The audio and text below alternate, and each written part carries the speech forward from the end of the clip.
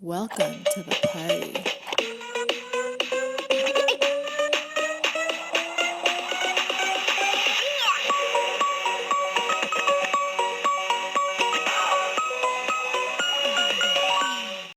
Topic Thunder, Johnny and TheGreg, and we have a guest. Greg, can you let us know who our guest is? Absolutely. So she is a family nurse practitioner with a master's degree in nursing from the University of Concordia here in Wisconsin. She is my friend. She is smart, single, ready to mingle. Ladies and gentlemen, Erin Wentland. Hi, guys. Erin, thank you very much for joining us. I appreciate this. We don't normally have a guest on Topic Thunder, but these are crazy times we're in right now. Yeah. And what we're going to kind of discuss about the topic today, guys, is the topic everywhere, which is the coronavirus. Yes. So Yes. thank you again. We're just going to start asking questions and have this conversation and figure this out. Greg, do you have anything you want to just...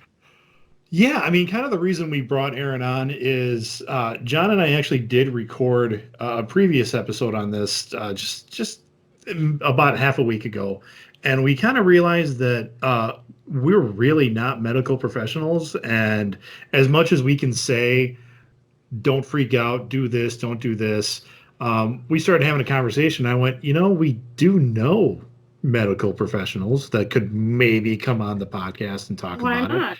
it. Add a little bit more credible opinions than what we have. Yeah, so we're that's a few credits shy of our degree. yeah, Little bit, a little bit. Well- And I remember, Erin, you were talking like in some states they call you like a master nurse, like it's something where you can you diagnose and I remember you said you can prescribe meds, but you can do diagnosis. So your medical knowledge is very broad and wide and Yes. I'm an advanced yeah. practice nurse. So Okay. I function a lot like your family physician. I can prescribe and treat and diagnose and see patients.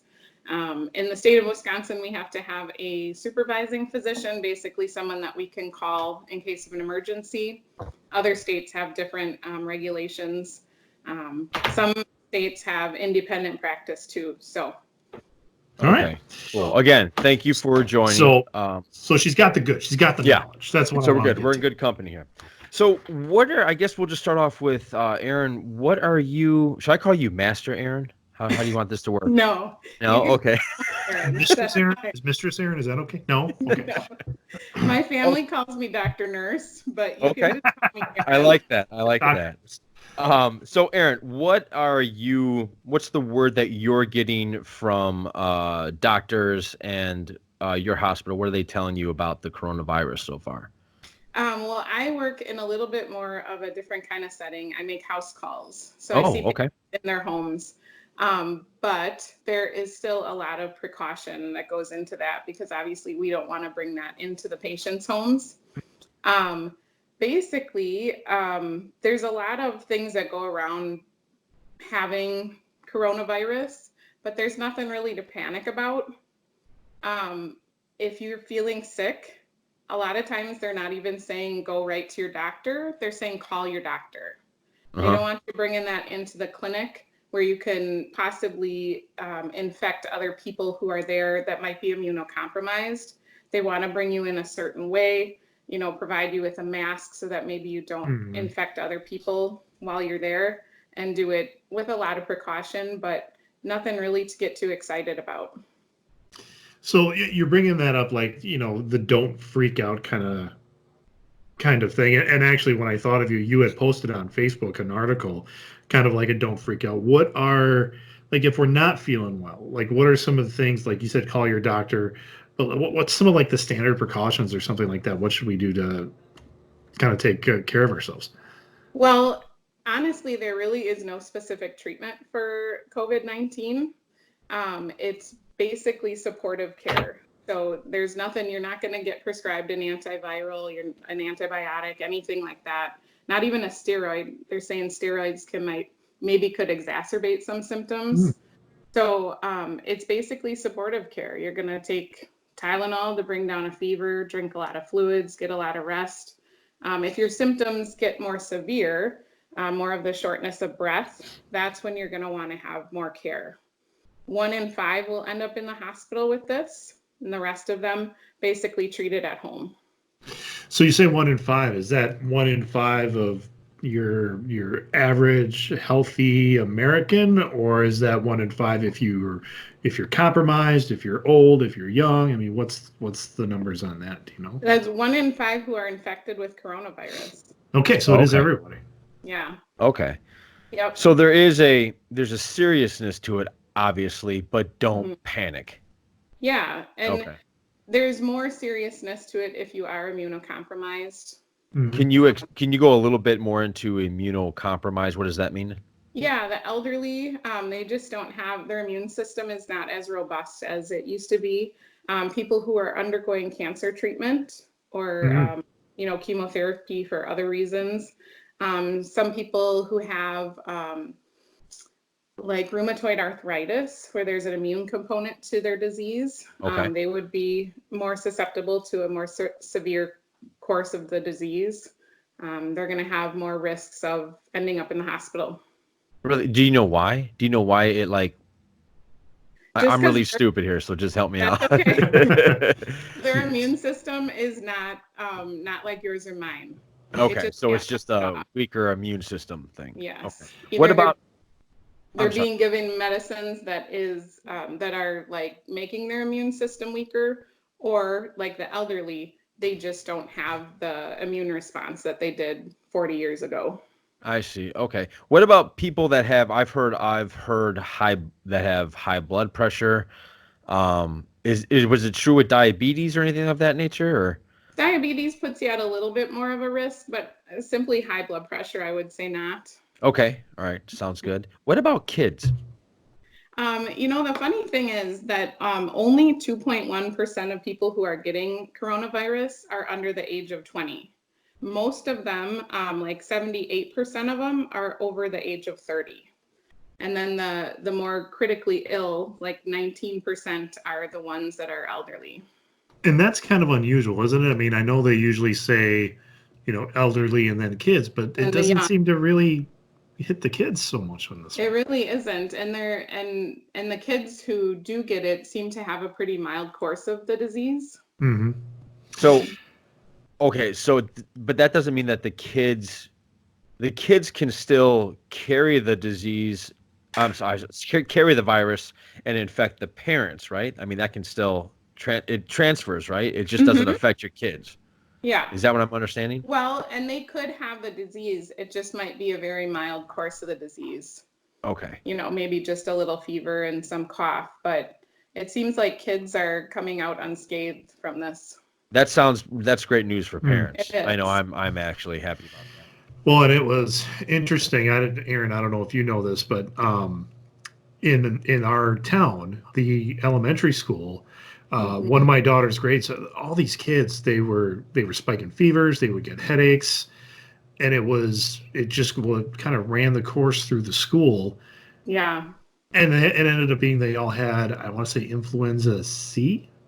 It was like, I'm not sure which strain it was, but yeah. Yeah.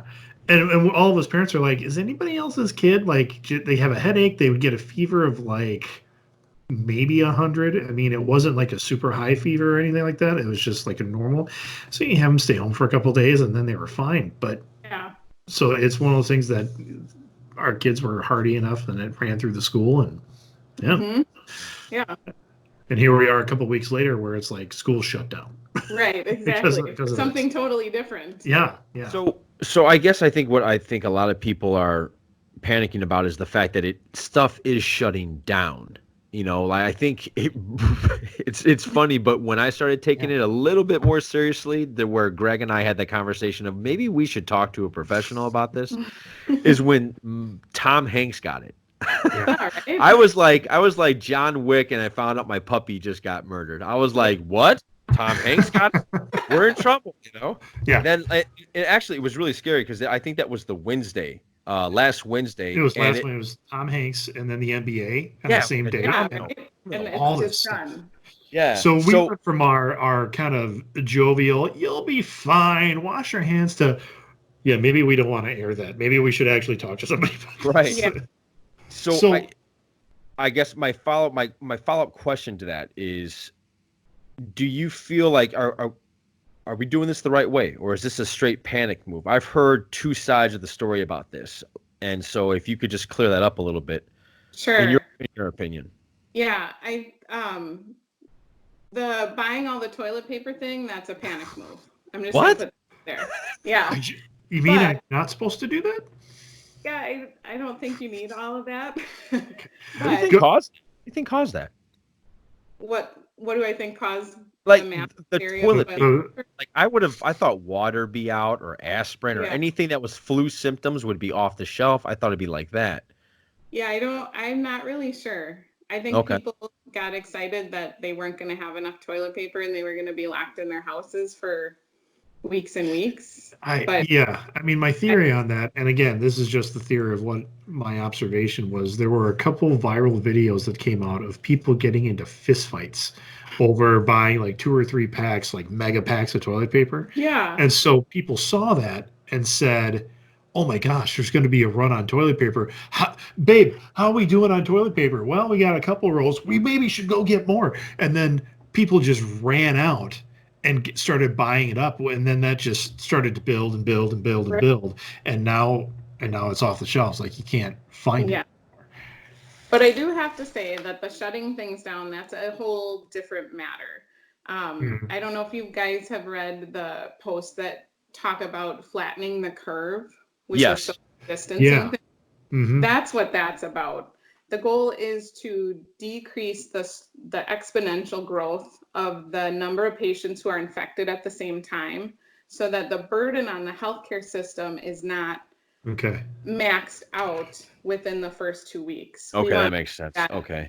slope of the infected cases a little bit more Mhm. gradual, so that we're keeping the healthcare system from collapsing, basically. Makes What- sense. So you guys don't get overrun. Right. Okay, that makes a lot of sense. What I saw today, this morning, I looked and somebody had posted something from the Washington Post, and they did like these animations where it's just dots like floating Yeah, I saw around. that Did you see too. that? Mhm. And when you talk about flattening the curve, I mean, what I got 2 things out of that is like how to lessen the infection rate. So, like you said, that J curve, we can kind of spread that out a little bit. Yeah. But the other thing I kind of noticed is like, oh, you're gonna get it. Like it's gonna be something that you're going to get hit with at some Probably. point. And then it's just a matter of just trying to slow that down. Right. So I thought that was interesting. Do you know is there is reinfection a worry? Like if you get it, can you get it again? Good question. Yeah, that is a good question. There's a lot that is not known about this because it's Okay. so new.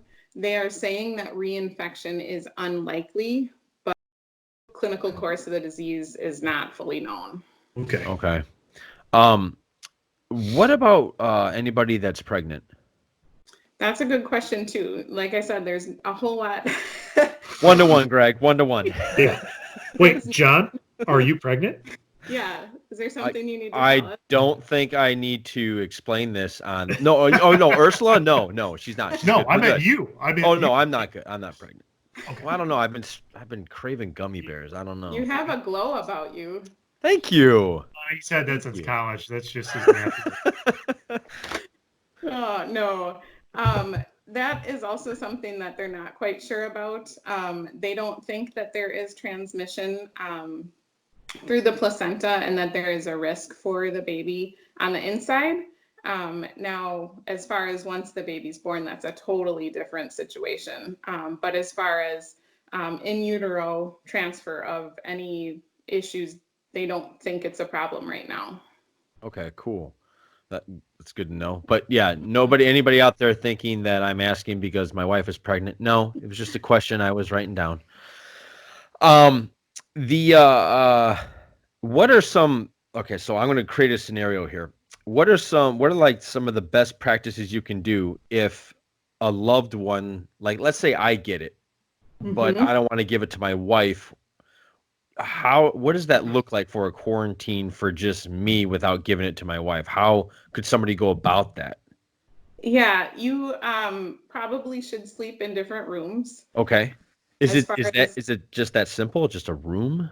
yeah, just keeping yourself distanced from everybody else. Okay. Having a different area for yourself to kind of hang out in, so that they aren't, in direct contact with your respiratory secretions. Basically, that's how they're going to get it. And then a lot of good, That just I know, sounds your respiratory secretions. that's Right. right. Yeah. Yeah. That was Oh, I felt That a was little so. a little I think chill I went think up I my think I spine think I lost my glow after she said that. So lots of good sanitizing and hand washing, so that you don't come in contact with those respiratory secretions. So you mentioned kind of the same. I mean, the I'm sure Procter and Gamble are just raking in the cash with Probably. Purell and hand sanitizer and Mhm. all this other stuff. Uh, what's the best? I mean, do you need to bleach everything? Do you need to, or is it just the soap and water will do the trick? Is it overkill with all these specialized cleaning supplies and all that other stuff? Yeah, it's not necessarily overkill as far as like wipes are concerned, and even with hand sanitizer. So, soap and water is great, and you can get a lot done with that. It mechanically removes the pathogen from your hands, basically, and then you have like an antibacterial component to the soap. But truthfully, the hand sanitizer, if you're having greater than 60% ethanol or greater than 70% isopropanol, it's actually inactivating this COVID-19 Okay. virus. And that's kind of, I mean, you mentioned antibacterial, but this is a virus. I mean, we do need to be Mhm. kind of aware of that. I mean, Yeah. but just you said is it isopropyl, right? That Propanol. Yeah. propanol, Nice. the Nice, Greg. Nice. alcohol. Yeah. Mm-hmm. 2-1, Greg. So if Nice I just job. like washing Jack Daniels, can I do that and be okay? Probably not Jack Daniels. I mean, you could gargle with it and maybe have Make me some feel better. there. That's actually that's kind of how I'd like to transition. We're getting a lot of misinformation, and Yeah. that's one of the main reasons why I kind of wanted you on the podcast today, is because I wanted to talk about two of them that are driving me nuts.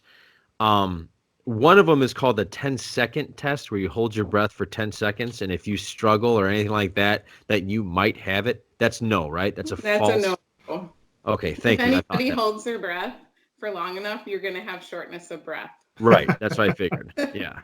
Well, I also, my first thought was also that maybe if you're, I don't know, if you have asthma and that's challenging for you, and you actually do it and then start freaking out that the fact that Right. you might have it, like I just thought it was sending the wrong message. Yeah. The That's other one, I'm sorry, go ahead. that's fake news. Okay. Yeah. Is this fake news? I think it is, but I'm going to leave it in the hands of the professionals. Drinking the virus. So they said the virus hangs out in your throat, and if you drink, gargle, or whatever, that it goes down into your stomach acids and kills the virus. True or false? I would say that would be false, because you Yes. could be coughed on by someone who's Yeah. infected, and their respiratory secretions could end up in your mouth and you would get it. Okay. So if you intend to drink the virus, you're probably going to be sick with it. No. I think maybe He's yeah, I'm saying yeah. you have it in you, right? You Yeah. already have it, and people are saying that if you drink tons of water, it'll flush it down into Oh, your no. stomach. Okay. No. If Okay. it's in you, it's in you. All right. You got Yeah. anything, Greg, in terms of misinformation that you've heard? Oh God, I've heard one of the same things. Somebody said gargling with salt water would kill it, and I'm just like, no. I mean, if you got a sore throat, it might help, but I mean, Yeah, it's you not going to might. get rid of the. Right. Some people do get a sore throat, but that's about all it's going to help.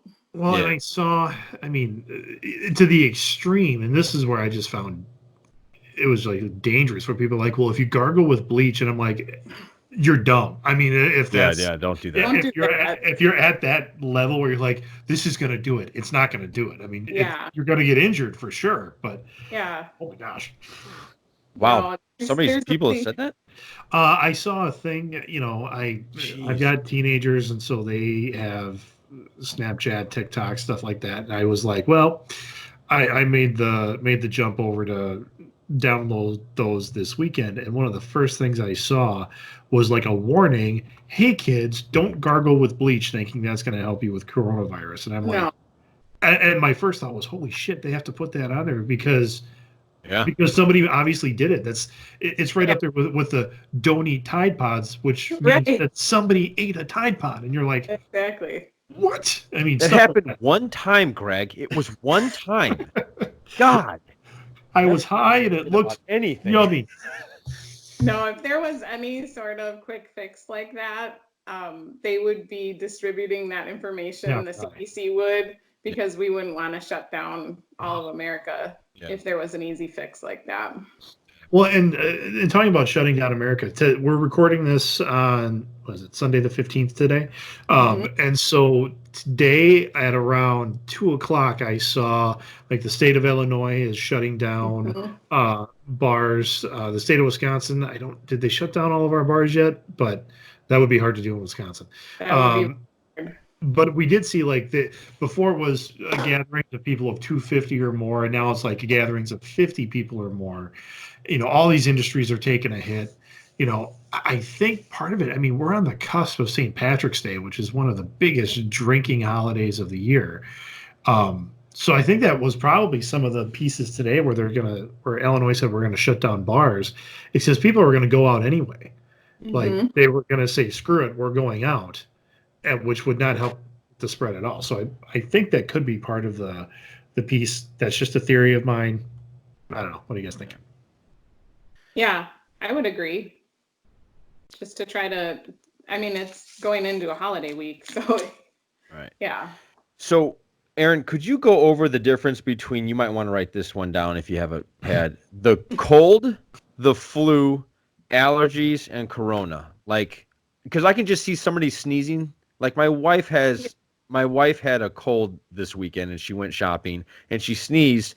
And everybody just like beelined away from her as fast as they possibly could. You could hear the record scratch and everybody's like, right. So what are some things that people can be like kind of almost calm down about in terms of, okay, he has a cold? I heard it's like if your nose is runny, that's a good sign. You're okay. Correct. Yeah.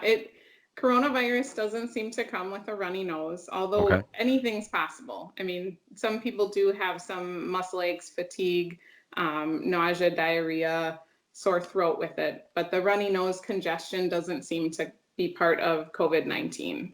Okay. The fever seems to be paramount with this. So the fever's the big part of this. Yeah, 77 to 98% will have a fever.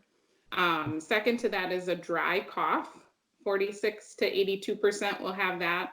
And then the third and more severe symptom would be the shortness of breath. And that seems to be 3 to 31% will get that. And is that in like, is all that like stage one, or does that come like in stages, or like what hits first? It's hard to say because, they don't know a whole lot about this. It seems to be that the incubation period is somewhere between 4 and 14 days. And it seems to be that people start to get more serious towards the middle of that. So like towards the end of the first week. And that's when the hospitalization usually occurs for some sort of, respiratory issue that the shortness of breath is more than they can handle at home. Okay. So, let's just say, Monday, I get up, I'm getting ready for work, stuff like that. I get the chills, I take my temperature, and I have a fever. Now I haven't been around anyone that I think would have that, but I also work for a company where we do have some people that travel. Is that something where I call and say, hey, you know what, I got a fever, but I don't think I've been around anybody that even would have it? Is that a call, or is that a wait and see? I would say at that point, I would wait and see what happens the next day. Like I said, a lot of doctors' offices are just wanting a call. Since there's not a whole lot that can be done to treat it. The biggest thing is mostly just testing so that we can get a trend on the data of who's being infected and how. So it's not like you have to run to the doctor to get a medicine. if you have a fever and you're doing okay, Yeah. you can be at home. Okay. So what I'm getting from this entire conversation is it's not that if we get it, it's most likely we're going to get it, and not to panic when we get it unless the symptoms are severe, that where we can't breathe or the temperature is extremely high. That's the only time we should pretty much go into the hospital. And let's say we're at that moment, that's a call, right? That's like, hey, I got coronavirus. I'm coming to your hospital so they can make the necessary procedures ready for you. Breaking in through the loading dock so you don't actually meet you in the parking lot with a mask. Yeah. Okay. So I want to reiterate that for anybody that's listening or watching. If you get it, just don't panic and think you're going to die. Just take care of yourself. Keep washing hands, right? Drinking fluids, do everything you would do normally to treat a flu. Am I understanding that right? Tylenol for fever and body aches. Mm-hmm. Okay. Well, and John, you brought it up. I mean, the flu so far this year, at least in America, has killed more people than it looks like coronavirus would. Am I right in saying that? Or? Oh yeah, for sure. Absolutely. Okay. And this is a guy that doesn't get a flu shot, and I know I'm going to catch hell for that, but that's, I mean, that should almost be a bigger worry. And again, this is just what I've read. Is like that should be a bigger worry for most people, but it's not. I mean, the media has just gotten a hold of this. Yeah. The problem is that coronavirus is more contagious. Okay. So if you're in a room with someone who has the flu and someone who has coronavirus, and you're 6 feet away from both of them, you're more likely to catch coronavirus. Okay. All right. So, let's say we go with the scenario where Greg woke up and he's had a couple of days now where he doesn't feel good. How long does he need to quarantine himself? Like, is there like a, I feel better, but you're not necessarily done with it yet. You could still be contagious. Is there, like, what are the procedures? What happens? I have it now, or Greg has it. How long am I quarantined? They're recommending 2 weeks. 2 weeks. Oof. Okay, so that's 14 days of isolation. Yeah. For some of you, that might seem pretty cool. Yeah. A bunch of introverts out there going, yes. Yeah, right. Okay. So then it's just taking care of that, and like you said, it's going to almost be like this hill where you're going up, it gets worse, and then it slowly starts officially getting better as you going down the hill, right? Yep. Okay. Yeah. And if you're otherwise healthy, it might not be that bad of a disease for you. It might be something you're like, oh, that was unpleasant, but not miserable. Okay. I'm trying to think if there's anything else that I don't want to miss anything, because we have you on here, and again, I appreciate that. You good, Greg, in terms of any questions you have? I think in terms of this topic, yeah, we've covered a lot. Cool. So, okay. Erin, I really appreciate the fact that you came on. I feel like now that I got you here, I want to have like 3 or 4 more questions that are going to escape me later. I think we're good, right, Greg? As far as this topic goes, yeah. Maybe she wants to stick around for some more Topic Thunder, and we can have a special guest on that. But. All right. Well, okay, Erin, again. How much input I would have in further conversation. Oh, the rest of the Topic Thunders are... Before we started this conversation, it sounds like, before we hit record, it sounded like you could actually dig in really well on it. All right. As the person here who's been out drinking with both of you, you'd fit right in. Oh, yeah, definitely. Well, all right, Erin. Something you can text me, and I'm happy to shoot back answers if you do think of something. Very, very cool. She was talking to me, everybody, not everybody that listens to us, which is probably 5. So don't worry about the mass index. Right. It might be up to 7. Yeah, it might be up to 7. That's pretty awesome. That's right. Shout out to John Faust. Flatten the curve. Yeah. So Erin, once again, thank you very much. And just to kind of, I guess, give the small report on this. If you get it, guys, don't panic. Just take the necessary precautions. Call your local health care provider and Don't panic. Don't freak out. Okay. Mm-hmm. Anything you want to just... Yeah, if you've already bought the 2 giant super packs of toilet paper, you're good. Just stop. Yeah, everything's gonna be all right. Yeah. Okay. Erin, we end usually every Topic Thunder with a fact of the day. Would you like to hang out and hear that? I would love it. All right. And it's random, so it could is be random. It just comes up out of nowhere. While dating, no, just kidding. In 2009, during a bar fight. In 2009, during a bar fight in Dublin, a man had his hand cut off with a samurai sword. He proceeded to punch his attacker in the face with his stump. Wow. Well, That is just perfect for the week of St. Patrick's Day. St. Patrick's Day. You're welcome. You were the Ides of March, eh? So that'll do it. Erin, once again, thank you very much. Greg, as always, thanks for being my buddy. Johnny and the Greg, Topic Thunder, out. Take care, guys. Be safe. Don't panic.